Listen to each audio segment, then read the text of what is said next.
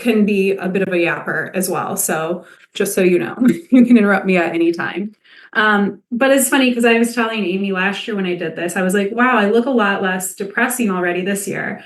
And this year I'm like, wow, I look like normal doing this. So it's already amazing. I think the first year was probably really the most depressing time for me to do this for Amy's. I had just gotten done. I was still in active treatment and gotten done with an infusion and walked out to the room, and I was still, I think, hairless at that time and sickly and teensy and like, hi everyone, I'm going to talk about cancer. So I'm like, this is crazy. It's my third year doing it.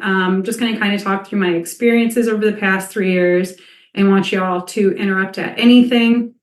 But I'll just start with an overview of just my whole experience with diagnosis. I'll go through what my treatment was like, how I went through that, talk about some other young women I met, as well as older women. I met a whole group of people going through treatment, and then kind of the experience now even beyond. So I was, I think, yeah, so I was 32 years old in 2022, I believe it was. I just moved back to Michigan from California with my family. That's where we're from.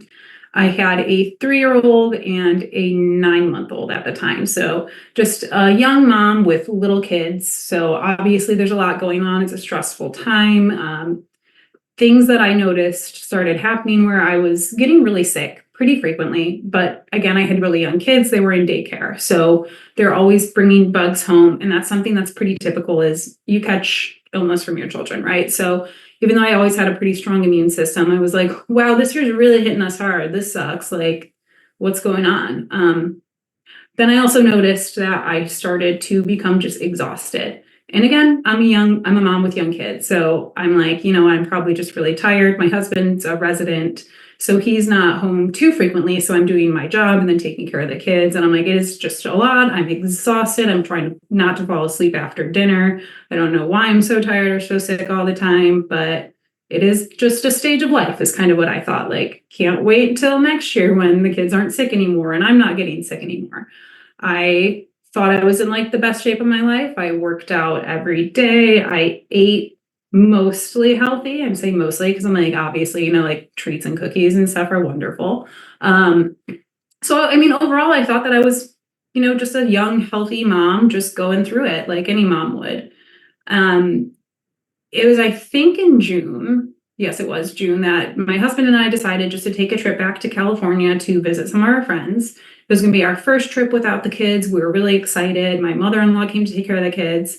We went out with our friends. And the first night after we got back, we had gone to a really nice restaurant, had a lot of fun, had maybe a few glasses of wine. So I went to just plop myself on the bed. And it was really interesting and really weird because the way I plopped myself, my hand just kind of fell and it fell on a lump. And I was like, whoa, that's weird. Like, what is this hard thing that I'm feeling right now? It felt like definitely, you hear like, it feels like a pea, like a frozen pea or something. It truly did. Like, that's exactly what it felt like. And I was like, that's interesting. So I was like, Jake, my husband, like, get over here, like, feel this. What is this? He's like, yeah, there's definitely something there, but you're young. It's likely like a fibroid or something of that nature. Let's not be too concerned yet. And I'm like, yeah, all right, whatever. And I think within the next month I had something scheduled with my PCP anyways. So I was feeling good about having that next appointment. But then at the same time, I was a little bit nervous. I had mentioned it to my sister while I was on vacation. I was like, you'll never guess what just happened to me. And within like 10 minutes of mentioning it to her, I got a phone call from my brother-in-law, who just happens to be a surgical oncologist. And he was like, move that meeting up right now. Like, I don't care that your appointment's next month with your PCP. I'm seeing cancer in young people all the time. Get your ass in. And I was like, all right, we'll do it. It's probably nothing, but I'll get in. So we got home and I booked the appointment. And before the appointment, I was like, I feel another one. Like, there's a second one already. It feels like it's growing. And then I started to notice another symptom, which was just discharge from my nipple. And again, my initial thought was clogged ducts. I'm not breastfeeding anymore, but I had been. Maybe that's what's happening now. I experienced those while breastfeeding because I didn't have any pain in my breast. I didn't have anything other than just a lump that you could palpate and feel. And there's, again, 2 But I did notice that they felt like maybe it was growing a little bit. So I was getting actually a little bit more concerned. But again, I still wasn't overly concerned because I was Googling everything, as one does, and finding that clear discharge usually is not the biggest indicator. Like they're like, if there's blood in discharge, if there's this. So I was like, all right, like I'm not having that. I'm good. I'm fine. Who knows? I went into my PCP. I was really fortunate because my PCP was like, did an immediate, she did the exam. She was like, I feel something too. And while I understand you're very young, you're otherwise really healthy, I'm sending you up for an ultrasound ASAP. And I say I'm really fortunate because after diagnosis, I met several young women who were diagnosed with breast cancer. There's a whole Facebook group, which is wonderful, called Breast Cancer Under 40, and it's got tens of thousands of people in it. And not everyone gets sent right away. A lot of people get sent home saying, you're young, it's probably a fibroid. You're young, it's probably nothing.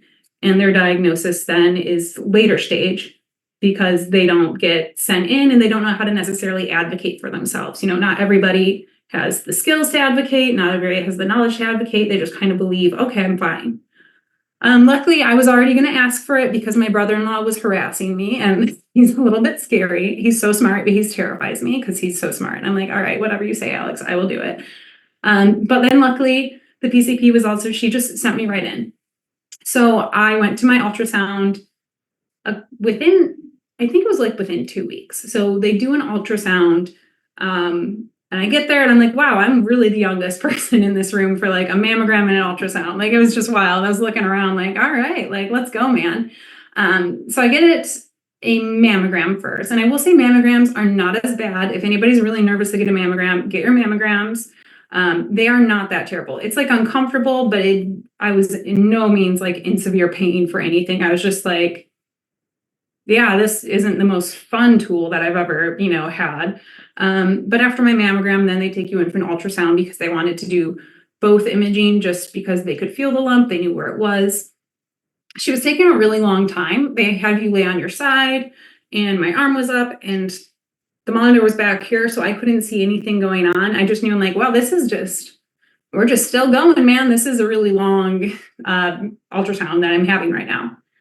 Prior to leaving, they took me, this is where it should have been a sign, but still I was like, living my life, like, let's go. They put me in a room by myself to wait for a doctor. And still for some reason, I was like, just living my life, like, this is fine. And the nurse came in when the doctor was busy. She's like, giving me a whole, we don't know if it's cancer. We don't know what it is. And still my brain is like, but it's not, so it's fine. She said, we are just going to do a biopsy. We're going to go ahead and get this scheduled just to make sure. And this is just something we always do. So I'm still thinking, all right, I'm probably fine. During that time, I went on another small vacation with one of my best friends I hadn't seen in forever. Actually, Amy's sister's other best friend, Molly, and I went on a little vacation up north.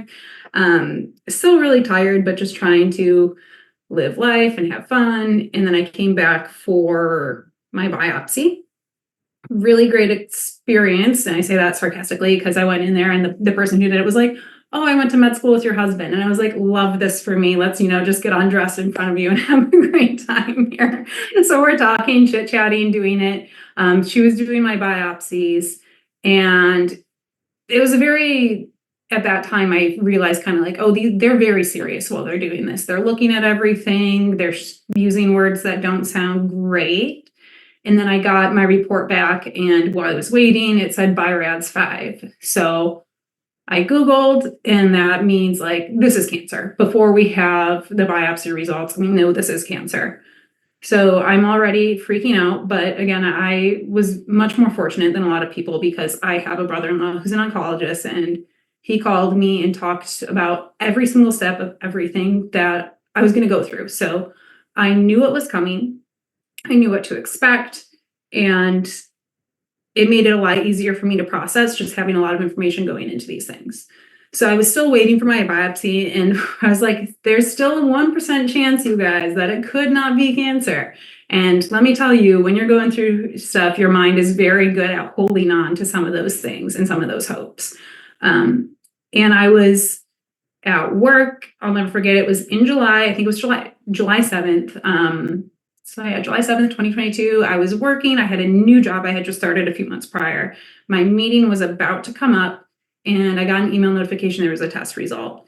my test result did indicate that my biopsies had come back cancerous. So luckily, I had a wonderful team. My boss and everyone knew that I was going through all of these appointments because I had to be leaving work so frequently, and they let me take work off. And fortunately, for some reason, my husband was home that day from residency, so he was there and just allowed me that time to kind of process the official diagnosis online before you talk to a doctor.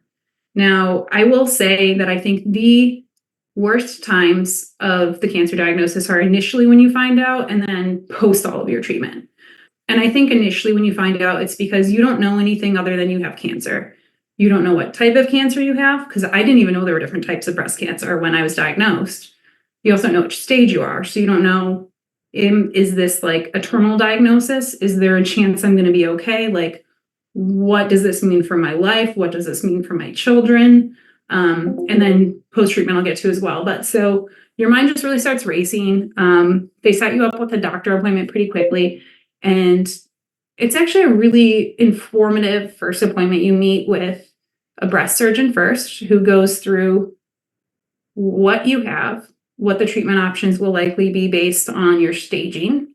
And it was almost a 2-hour appointment, I think. So it is incredible that they can spend so much time with you. But that's when I found out that there were different types of breast cancer. Again, I had no clue. There's hormone positive, there's triple negative, there's HER2 positive, and you can have any combo of hormone and HER2. So you can be HER2 positive, hormone negative, or vice versa. And